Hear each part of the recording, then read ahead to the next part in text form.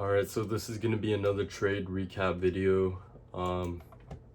Today I managed to make around like 1.9% of my account on S&P. So I'm just going to show you exactly what my thought process was today. And I'll keep it short and simple. So coming down to the market, that sounded weird. But anyways, on the market, I started with the daily. I saw that we had a huge fair value gap right over here.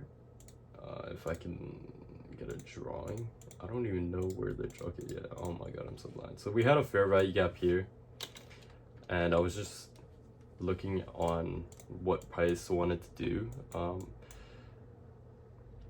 and I kind of seen like a rejection off that, so I was kind of on the bullish side just from the daily, but I scaled down to the 4-hour, and you could see that we also had a fair value gap, a 4-hour fair value gap here that got respected, and scale on the 1-hour we have another fair value gap that got respected. On pre-market though, we were seeing the price and it managed to create a bullish break of structure, so I was also bullish on that. And not only that, we had a 1-hour fair value gap that got respected after market opened. So you can see right around this level here, price comes down and then just rejects off it. So around that time, I was just looking for an entry on the 5-minute. So if we do scale on the 5-minute, I'll show you what our trade could have been and the trade that we took. So right over here, after the 1-hour got respected, I was really looking for a 5-minute break, 5-minute fair value gap, and you can see that two fair value gaps form, an inverse and a regular fair value gap.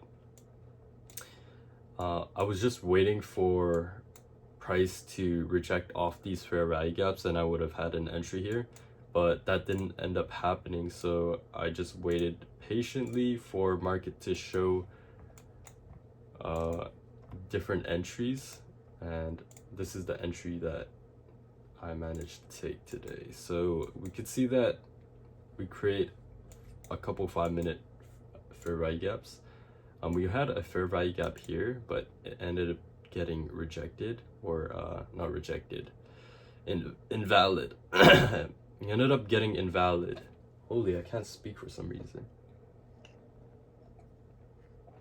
Oh my god. Anyways, so we didn't take a trade here because it got invalidated. So what we did was we just waited until we got a valid fair value gap, and you can see right over here is when we had an inverse fair value gap.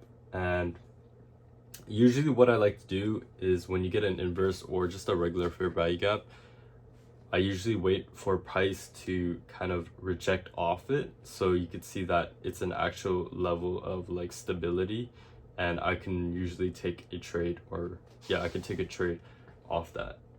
If it just runs through an inverse or a regular fair value gap like this is not like a level that I want to take a trade in, and usually that's like a weak point. So that's what I think, but no, I don't know, sometimes it's different for traders. But to me, I like to have price reject off it before I actually take a trade.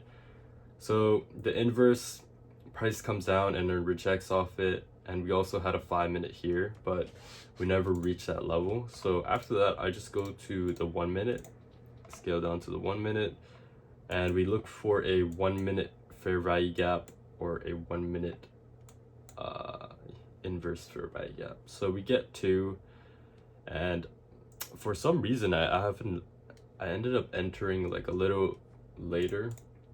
I think it was because of a 5-minute break of structure. That's when I was entering, but yeah, we ended up entering a little late, but to be honest, we could have had a better entry, and it could have been in these levels where there was an inverse fair value gap, or we could have entered off this level right over here for the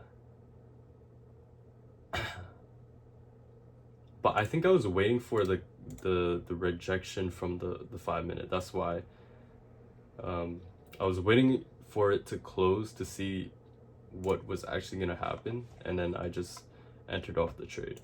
But for the take profit and the stop loss, it was below the 1 minute and the 5 minute fair value gap right over here at this level.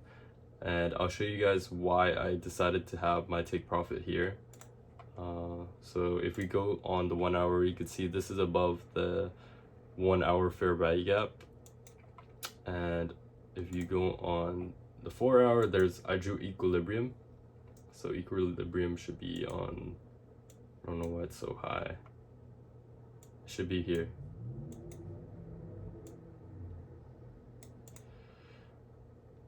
Wait. I think this is how you draw equilibrium.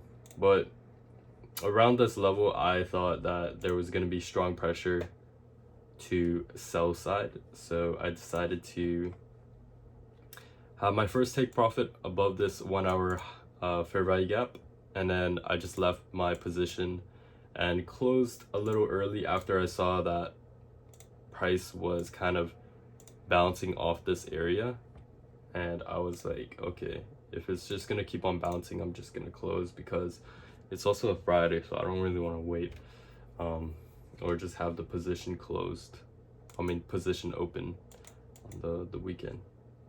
But yeah, that was basically my trade of the day. I don't know what else to say, honestly. But obviously I wish that we had a lower entry, and in my opinion that would have been better, but either way I guess we still won.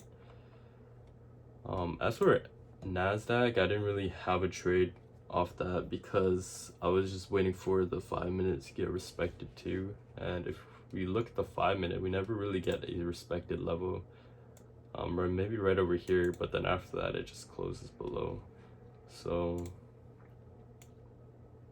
to me, I was just off and not looking at NASDAQ today and just prioritizing S&P. But yeah, that was my trade. I think I made like $900. Yeah, I already told you guys, but I made like $900. So yeah, today was a win.